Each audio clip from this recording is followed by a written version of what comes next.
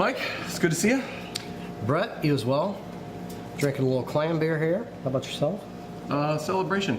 Yeah, we got one of our brewers, Tom, cheers if you're watching, which I know you're not. He is in Asheville, North Carolina right now for the tapping of Celly drippings at Sierra Nevada, which is the first time ever they're releasing it to the public. So if you're not familiar with that, I'm not familiar with that. It is a cult aspired to beer for most brewers to want to try, where all the fresh hops they use to make Sierra Nevada Celebration, they take all those fresh hops and they squeeze the juice out of them, and that juice is called the cellar drippings, and then they carbonate that. And they used to only have it at the Christmas party for the brewers and the people on the team, but they're releasing some of it to the public today, and he's there for it, and I'm insanely jealous. He's a dick. Yeah. But this is Bart's Stool Perspective. I almost forgot the name there. Where we give you the week's news in booze. We have a special guest producer today. Julia, thank you for joining us. Hopefully Dan doesn't get in your way of your creative vision too much. Already have. Yeah. Dan being producer Dan, for those of you who didn't put that together. All right. He does it with ours all the time. It's fine. All right, you ready to get into this? Let's do it. Mike, do you know what the hottest new trend of 2026 in alcohol is going to be? Buzzballs. Listen, that's already been a trend. That's already here. It can't be trended when that's the way of life. It's going to be new flavor.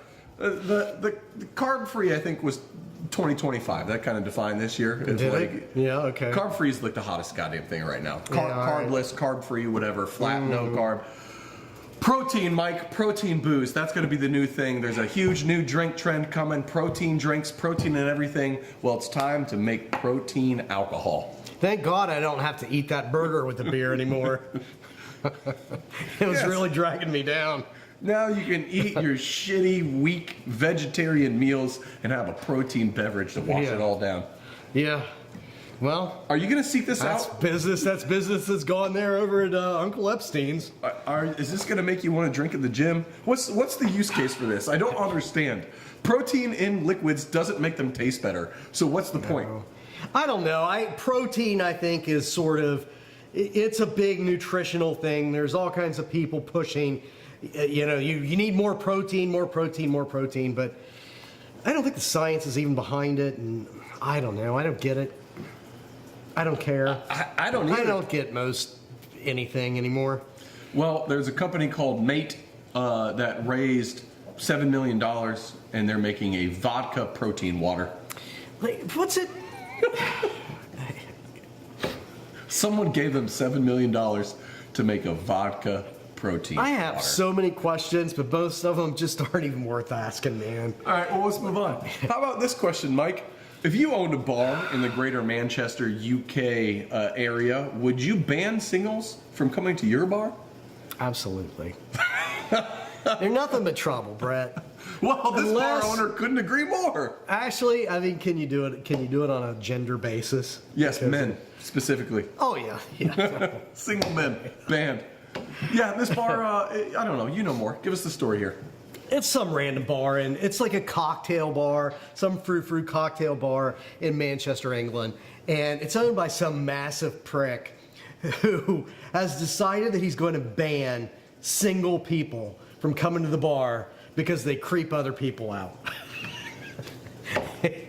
And I don't, there's so much about this story that's darkly funny and offensive, but it also brings up, how the nature of bars has changed, I think. I got a neighbor and a friend of mine, great guy and a sociable guy, but if he's on the road in business or whatever and he's by himself and he goes to the bar, he doesn't want other people to talk to him, He finds it like an affront. Yeah. If other people... To me, that's why you go to a bar. That's the whole point of the bar. The bar part of the bar. You meet random people. You go... If you're by yourself, you go and you talk to people. I like both options. I get it though. If you're sitting at the bar and you're by yourself, you're kind of inviting conversation. And Yeah. like the bartender's smart enough, should be smart enough to realize like That's if they try to diminishing. engage in a conversation with you and you don't engage back, then they back away like a good bartender would. But like you're also like if you're just opening yourself up to people sitting down next to you and being like, hey, what's going on? And like you can shut them down. That's just social cues and norms. Yeah. But like to be affronted one way or the other kind of seems ridiculous. And to think that people drinking alone are scary or whatever. Or sad sacks. He calls them like sad sacks. Yeah. There's I mean, the quotes from him are just offensive. There's a reason they're alone. They got no one to talk to. So they start bothering other people. It's like Randy Newman telling me short people got no reason to live when I was young. What? Randy Newman, the singer for Disney movies? Before he did Disney movies, he was an actual musician. Uh-huh. He had this big hit that was called Short People. Oh. The chorus was Short People got no reason to live. Oh, that's really mean, Randy. Yeah. I mean, he's a pretty short guy. And so it's self-effacing. I think, yeah. Okay. Well, also in Britain, the Stonegate Pub Group is selling off 25% of their pubs. They're looking for about $1 billion in sale price. Mike, should we cash out retirement and Absolutely. invest in 1,000 pubs? I think it's in the Bruce guy's checkbook. Producer Dan, could you check our balance, please, and let us know how much we have and what our debt-to-income ratio is? Hey, I'm still giving you guys money on Patreon. Hey, all right. We're net positive. It pays I for... bet we could get a loan. Now, what I think is really interesting about this is that they said that they would only sell 1,000 pubs out of their platinum division, so they'd only sell you the best ones. They're definitely not looking to offload the distressed assets. No, Right. No. They're looking to give you the ones that make money so they can be left holding the bag. Definitely not you, the buyer of 1,000 pubs. Right. So- You're not buying the pubs with only like the single guys creeping everybody out. What I thought was interesting with this, though, yes, it is the single guy pubs.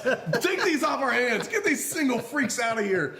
There was an interesting quote in there that kind of went under the whole article's radar, but it really stuck out to me based on the conversations we have. And the owner of this pub group mentioned that the death and the dying BrewDog is actually what has impacted them as well. People don't want to come to their pubs and pay extra money for shitty BrewDog beers anymore. Well, I mean, that's fair. And that's not their fault, damn it. No. BrewDog, how's BrewDog taking down the whole UK?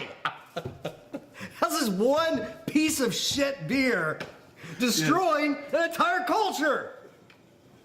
Somehow, some way, they've found a way. See, Britain, you should have let Scotland go a long time ago, but you just had to hold on. Should have listened to Mel Gibson. I mean, I say that at least once a week. Well, speaking of things closing abruptly, we have some pretty sad news out of Newport, Oregon. Rogue Ales, Monday morning, sometime over the weekend, sometime between last Friday and this Friday, has abruptly closed their doors. They're done. They're done operating Rogue Ales and Distillery. They owe $545,000 in back rent to the port of Newport, where they're renting, and about $30,000 in taxes to the county or city or something. So, Mike, we talk about brewery closures all the time. That's kind of happening right now, but this kind of hits different.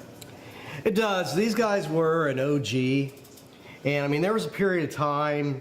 It's beer with like a lot going on. I haven't had one in a million years, but for a while, like Dead Guy Ale was just this beer that blew everybody away because nobody else was making it. I remember being hella impressed with that beer when I was first getting into craft. Yeah. Loved the artwork, loved the branding, loved the beer itself. It's like a Maibach, but hoppy. It was great beer. And they did several things that I thought were just fun. One of them is that there's a woman that sold them that space, sold it or leased it. I don't remember what the terms were, but she's an older woman, like in her early 70s, I think, something like that. And then there was a picture of her naked in a bathtub. And so part of the provision, I think in the deed, was they always had to have this picture of her naked in the bathtub over the bar. And it's just funny as hell. It's great. It's funny that that she did that and that they did it and they kind of celebrated it. They even had like her picture on their website. And I went to the brewery. It's a complete side story. But I told this story this week about the time that Amy and I put a guy in prison for 5 years in Newport, Oregon. So, and it was the one, I've been in a high-speed chase on both coasts. Newport, Oregon was the origin of the one on the West Coast. Oh, I didn't know that's where it started. Yeah. So I put a guy in prison there, and I went to that brewery, and we also went to the Rogue Farms. And so Rogue was one of the few breweries that like grew all of the stuff, all the ingredients for the beers. And they had a hazelnut tree orchard. Oh, that's cool. For their hazelnut beers. So not just like the hops, like they grew everything. I didn't know they it did was that with all hazelnuts. organic. Yeah. I mean, pumpkin patches for, pumpkin beers in the fall. And I all think they helped develop a new type of malt that they were using, or barley that got malted. That was that. A they did some highly good things. innovative brewery that really did cool stuff. And that's, They ran into a sad. couple rough patches around like alleged worker abuses, and I know they were prone to hiring vets because there's some decent tax breaks you can get from that. So there was a little bit of grease on the side, but otherwise they were really on the vanguard of like pushing craft into what it was and is. Hey man, veterinarians need serving jobs as well. Did I say veterinarians? No, I did. Oh, okay. Rogue is also responsible for what is widely considered the worst beer produced at the national scale of all time. What was that? Rogue Voodoo Maple Donut. Oh my God, that's. I mean, who didn't shut that down right out of the gate? Who sits in a meeting where, like, the brewer says those words and doesn't just get punched in the face? It was an absolutely horrendous product. It was in a bright pink bottle, so you could easily see how gross it was from a distance, and it was absolutely foul. So they've done a lot. Yeah, although, I mean, was it maybe groundbreaking in the pastry stout sense of, like, they were one of the first to do this terrible idea? So it just got shit on because the whole pioneers take the whatevers and the settlers do the thing. That thing. Yeah. Well, speaking of stuff dying, Mike. America? Are we looking at a whiskey extinction event? We might be. American whiskey is not in good shape. It's taken it on all sides. It is absolutely getting obliterated. We're talking about 54% of U.S. spirit exports are whiskey, which is not a small portion of the total American whiskey sales. And this includes bourbon. We're going to say whiskey for simplicity's sake here, but we're talking bourbon as well. 85% lost sales in Canada. Yep. 12% lost sales in the EU. 30% lost sales in the UK. Like, these are just massive numbers. Mm-hmm. So about a third, we'll say a third, of what is made, whiskey is exported, and almost all of that is gone. Yeah. Because the majority of what is exported goes to Canada. So like 30% of the UK, like, oh, it's not all of it, it's booing it up. Like, no. Yeah. Most of this was getting sold to Canada, and most of what's being sold to Canada ain't going to Canada anymore. Yeah. So we're looking at, not only were we looking at already headwinds, let's say, for whiskey. It's a polite, businessy way of saying shit's getting fucky really quick. We're talking about just tidal wave horses' ass coming to them now. Yeah. Like, I don't even know how to describe it any better than that. It's so many. I mean, even prior to Trump, we were talking about bourbon being in bad shape because the numbers just didn't make sense. There was this big boom, everybody with money decided they were going to get into the bourbon business. Mm-hmm. So there is way too much of it sitting in rickhouses. The market just isn't there. And then people started drinking less of it, and then came Trump and all these tariffs. And not only are you losing 85% of your exports to Canada, but Canadians have historically been the number one foreign visitors to the Tennessee Whiskey Trail. They make Canadian tourism like land driving tourism. I think overall it's down more, but like driving tourism is down like 31%. Wow. So there's a lot of people. You've got like a camper van, whatever. You come down from Ontario and you hit Whiskey Trail. So that traffic's down a lot. At the same time, they can't export. Canadians have always loved coming to America for our booze because it's much cheaper in our country. Yeah. My cousin-in-law, she is half Bahamian, half Canadian. She's a legal resident, passport carrier of both countries. God damn it. She lives in the Bahamas. Her parents live in Canada, and anytime her parents come to visit her, they make sure their flight stops in the U.S. so they can load up on booze to take home to Canada because it's that much cheaper in the U.S. They'll rather pay a little bit more money to have a layover. It's just crazy. This is happening all over. Like I see it in my family. I believe that things are tanking. And if you're Canadian and you're just getting shit on as a country by another country that used to be your friend, why would you keep going over their house, you know? It's going to take them a while to start ramping up their distilling, but I think they're going to do it.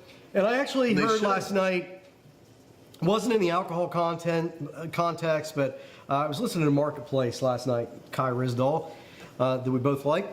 And he was talking about this broader trend of really sort of the American brand. The question of whether or not the downturn on the American brand is going to be cyclical or this is a permanent thing. That, like, what is being done right now to America as an ideology, as to this history that we always had, as this country that stood for things. Yeah. As all of that is being rapidly destroyed, we are losing our panache as like a global brand. That's really interesting thought. If you look at like French cuisine, for instance, French food's not great. It's just not. I like a snail. If you break down what French food is, it's just poor ass rural people food with fucking French names that's got a great marketing campaign behind it. Coq au vin. That's just fucking chicken with wine sauce, you goddamn rubes. But like people, because you say it like that, they think it's all fucking fancy. Sure. The main cooking of French is celery, carrots, and fucking onions. Like that's not high quality shit right there. But they've positioned themselves in the way where people think French food's the best food. Michelin, blah, blah, blah. A lot of things go into that. Regardless, French has taken what is basically garbage food and elevated it in everyone's eyes. But if they ever lost that, everyone would just start looking at French food like they look at British food. Dog shit. And that's, I think, what's happening here. I don't think it's cyclical. I think the damage done is going to have generational impacts. And it could even be multi-generational for other countries when you're talking about importing. Yeah. Because stories get told, and it's not like you're coming from Bulgaria over to the U.S. all the time. So if you live in Bulgaria and you finally hear American products now suck ass, you're never going to buy them, and you probably won't for 100 years. So, like, we're torched in that regards. Yeah, and there's this Dill Hole that is president of like the American Whiskey Association. I thought you were like going the to talk about primary like a patch trade. of dill you found that was like really producing some high quality herbs. That's another conversation. It's, yes, it's over. It's in Price Hill. Oh, the price of Dill Hole. Yeah. Oh, if there were only one. This guy that is the president of like the American Whiskey Makers Association, his whole strategy is to kiss Trump's ass and talk about, you know, how much our president loves to promote American products. So I have faith, and you know, next year is our 250th anniversary. Et cetera, et cetera. So, you know, America, the brand and the history, dude, shut up. I mean, I think that I think that is the entire point, is that we had a good 249-year run, but I don't think, I mean, for the first time, America doesn't mean what it has meant for the preceding 248, 249 years. Two things on that point. One, it's funny that this guy is like, oh, Trump loves American products and only promotes that. He was on the trail promoting Goya beans from Mexico as like making great products and all that stuff. So like, get the hell out of here with that nonsense. And then second thing is, like with this hemp ban stuff that we're looking at, the number one contributor to banning hemp was the Kentucky Bourbon Association. the Kentucky Spirits Association, Distillers, KDA, Kentucky Distillers Association. Almost $1 million directly into McConnell's pocket. Plenty more money into other McConnell-affiliated bullshits. These guys, like, what are you doing? There is an industry that is directly related to selling drugs in legal channels to where people want to buy them. That you crush at. You know how to sell drugs to people legally. Like, why aren't you backing legalizing hemp and building a framework out of it? You have a framework that works. Like, Yeah. get behind, like, make the 3-tier system exactly how you want it. Make it so the excise taxes aren't nearly as punishing as they are for your spirits. Make it so that you have to have a fucking alcohol license to sell hemp products. Who gives a shit? You are in a position where you can easily capitalize on a growing industry and crush it. And not crush it as in out of existence, crush it as in make a shitload of money if you just pulled your heads out of your asses. Like, it's insane. The amount of money and effort they're going to blocking this stuff and, sucking a Cheeto's penis is just doesn't make sense. You could put that effort towards making a hemp beverage and crushing the category and making billions. What is happening? One of the logical fallacies that we fall into a lot as a country is assuming that if you have money, you deserve it, and you got it as a result of being smart. And you know what you're doing and blah, blah, blah. And yes. it's just not true. And one of my favorite stories along these lines, I don't remember the guy's name. It's been a long time ago now. We're talking probably 10 years. There was a guy that was really high up in Anheuser-Busch. He might have been CEO, or maybe he was a little down, but he was high up. And he gave this like annual presentation. And his point was the future of beer isn't great. That we don't really have a lot of new growth opportunities. What we should be looking at is weed.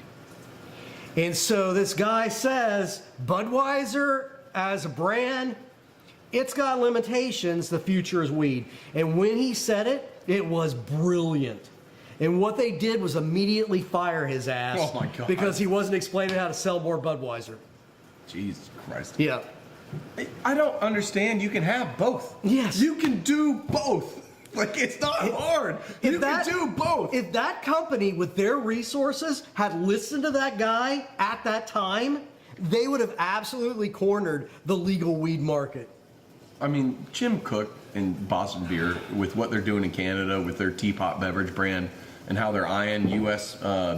Stateside production and launch. So we've been told, rumors, of course. Like, why they're not, like, he's got to be salivating. He has to absolutely be salivating in the opportunity, because, like, how is no other big national public traded thing not also wanting to get on this? It doesn't make sense. He sees probably so much fucking opportunity there, and yet again, Jim Cook is getting kicked in the balls by Anheuser-Busch and big spirits and big alcohol. Yeah. Which, even though they're kind of big alcohol now too, but just so stupid, Mike. It's just so stupid. Well, in the EU, a court has issued a new ruling. Non-alcoholic gin can no longer be called gin. Well, fair enough. You can't call something gin if it doesn't have 37.5% alcohol in it and be flavored with juniper. So your non-alcoholic gin is now a non-alcoholic juniper drink. It don't mean a thing if it ain't got that swing, Brett. Yeah, I mean, I don't... who cares? Well, I'll tell you who cares. It's the meat lobby and it's the dairy lobby. Sure. Because they're salivating at the opportunity to ban beverages being called almond milk, because they're not actually milk. That's fair. Or veggie burgers, because it's not a burger if it's made from vegetables. Or tofu steaks. Can't be a steak if it's made from tofu. I mean, that's fair. Almonds don't have nipples, Mike. I've You milked can't one. milk- I've milked one. It requires tweezers, but it can be done. Mike, does prohibition work? Yes. I mean, not historically, but I don't know. Apparently, the drug war has worked so well that we're quadrupling and tripling down on that. We're just arbitrarily invading foreign countries and murdering people on boats because the drug wars worked so well. So yeah, I guess so. It's amazing how good we've been at losing a war to drugs. Yeah, so much winning. Well, here's a story we don't hear every day or read every day, if you still read. Cigarette prohibition, which I'm using the word prohibition because cigarette taxes are so high in most states in this country, and it is in effect anymore a soft prohibition. Yeah. It's not working. They're not banned, they're just taxed to some ridiculous... They're taxed to shit, and look, I don't think anyone, you're a dive bar connoisseur. The dive bar connoisseur, you could argue, in this country. Yeah, sure. No one might disagree, but, whatever. Come over here and fight us. I think you would agree that getting rid of smoking in bars was the right move. Oh my God, absolutely, 100%. But the taxes on cigarettes is absolutely out of control because people are still going to smoke, and the numbers show it. The government, the United States state governments are leaving $84 billion a year in taxes on the table. That is just what's getting smuggled in from out of country or from other states with lower taxes. 54%, so over half of all the cigarettes smoked in California come from out of state, illegally smuggled in, either from Mexico or Nevada. That's absolutely out of control. That is crazy. It was crazy. Wasn't there it was a storyline through one of the seasons of Trailer Park Boys, I think. Canadian cigarette taxes have been a bitch. Oh, they have been really bad. So, smuggling, there's some crazy amount of cigarettes smoked in Canada are smuggled from the U.S. Well, and they have those dumb long packages too that are they're only 2 deep, so they're hella wide, and yeah. It's funny. You start looking at the money of the situation, and I can't believe more of these governments our government specifically, doesn't want that tax money more than anything. Especially the government of small business and personal freedoms and all that. What are you doing here? It's just a failure to be rational. I mean, California does so much dumb stuff. A lot I love about California, but my God, they are exhibit A for too much government just run amok. Yeah. I mean, you look at how they've screwed up legal weed, and they have really completely botched it. They botched it by overreaching. They could have too made much legal regulation. weed like Napa wine. Yes. And it's just they fucked it up. And instead, they fucked it up so bad that there are just illegal storefronts in LA. Just here's a completely, here's our big sign and our marquee, and we sell weed and we don't have a license, and nobody gives a shit because the system, the entire thing is so broken. Yeah, so When we're seeing this in other countries too, and it's not just cigarettes. Seeing it with booze. We're seeing it with booze. We're seeing all these people die of illegal booze because you tax the booze to a point that nobody can afford it. So they don't just quit drinking. They, buy some gasoline bullshit that makes them go blind. This is the same equation that Netflix and all these other streaming services have all the time. Of how much can I raise the prices of this monthly service to make money versus how many people am I going to lose? Am I going to have a net gain? And we have cigarettes, at least in our country, have passed the point where the increased tax price is having a negative loss on the total revenue coming in for the states because people are going elsewhere to get it. And that's happening in Australia with their booze prices. It's happening in Scotland with the minimum, is it Scotland or Ireland? Where they have the minimum unit price on booze. They're seeing the same I thing. think both of them have talked about it. It just doesn't work when you eclipse a certain point because people are going to find alcohol elsewhere. Prohibition doesn't work. I hate smoking, and the thing about smoking in bars was that I was being forced to smoke. I don't want to be forced to smoke, but if you want to step out back and kill yourself, I don't care. It's, I think in America, we should all have the right to kill ourselves however we want. Yes. Fast or slow. Yeah. Wine is fine, but liquor's quicker, Ozzy said. we got a little bit more time here. Let's cover. Oh, this is pretty big news. Anheuser-Busch is apparently in discussions to acquire Beatbox. So you mentioned Buzzballs earlier. Beatbox is similar. It's sold in a Tetra Pak, which is those cardboard paper packages. It's a high ABV sugar brew or sugar-laden wine flavored bullshit. I don't know. It's absolute dog ass, but it gets you fucked up. I don't know. Is there a story there? The purchase price at $700 million, which seems out of control. But they want to fight Beatbox or Buzzballs. They want to beat Buzzballs at their level. Buzzballs and Beatbox. Do you think you can get that? Do you think you can get like "it'll get you drunk" approved as your tagline for the? You're not lying. So yes. Yeah. And it's not a health claim. Yeah. Gets you there quicker. Tasty behind a dumpster. I've always thought there was a good marketing path for using the word "not" as a means to push things. Yeah. Do not chug this with Red Bull. Right. Yes. Do not chug this up your ass for faster drunkenness. Do not drink more than 3 or you may black out. Definitely not poison. Yeah. All through Prohibition, you had those malt additives that have the instructions of how to make beer, how to make homebrew on them, and it was all that, you know. Do not do the following because this will be illegal. I like that. Yeah. That nice little preface there. Yeah. Let's see here. Let's finish. 2 things to finish here. 1, in 1830, the average. I remember it well. You remember the Jackson era America? Yeah. Well, I really don't, but Adam Rabinowitz told me all about it. Did you know that he was in chat today? Because he is. He hasn't tuned in a while. Adam, I swear to God, Mike hasn't even mentioned you in fucking months, and it just so happens, like, we haven't seen you in a couple weeks, that you're here, and of course he's calling you out. He has a sense for that.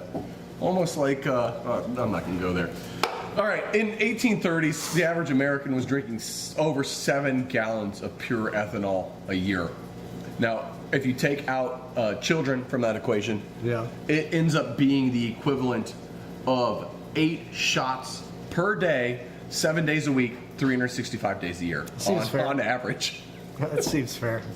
That's just insane amount of goddamn drunkenness in this country. That is a lot. How did anything get done? Well, it was farming, you know? I mean, Yeah, you guys get tanked, take a nap in the field, wake back up, get plowing again. yeah, I mean, there wasn't any equipment moving really fast, you know? Is that why they call it getting plowed? It could be. Yeah, maybe. Oh, well, today I learned. Anyway, we're down to like 2.5 gallons, so like at a third. So we really need to step it up. Some of us are doing our part. We're doing our part. And the last Tired of carrying you people. The last story we have for you is the Rob Report has put out their 100 best restaurants in America. And Mike, I'm gonna hit all of them. you've been to one, I've been to one. Commander's Palace in New Number Orleans. 32, I think. Yeah. Here's the thing about Commander's Palace. It is definitely not my favorite restaurant in New Orleans. It's good, but it was like it closed. It got hit bad in Katrina, which is weird because the Garden District really didn't for the most part. But I don't know. It suffered a lot of damage and it was closed for a couple of years, I think. It was not as good when it reopened as it was before. And it's still good, but it is obscenely priced. And the wait list is incredible. You got to make reservations months in advance. Yeah, we tried sneaking in on a brunch when we were there last, and we did not get in. Yeah, I mean it's a crazy brunch, and it's going to take you a couple hours, and you're going to get plowed on really overpriced Bloody Marys. Although they're good, like everything is really high quality. It's a fantastic place, but I don't know. Does it belong in the top 100? I'm not really sure, but it's good. I like it. We need to work on our top 100 dive bar list. Yes, we do. And I mean, shit, we need to work on it fast because they're going extinct by the day. Truly. Yeah. Well, that's it for the news. Love you, people. Happy Thanksgiving. Thank you, Julia, for your co-producing this week. We really appreciate it. You've been great.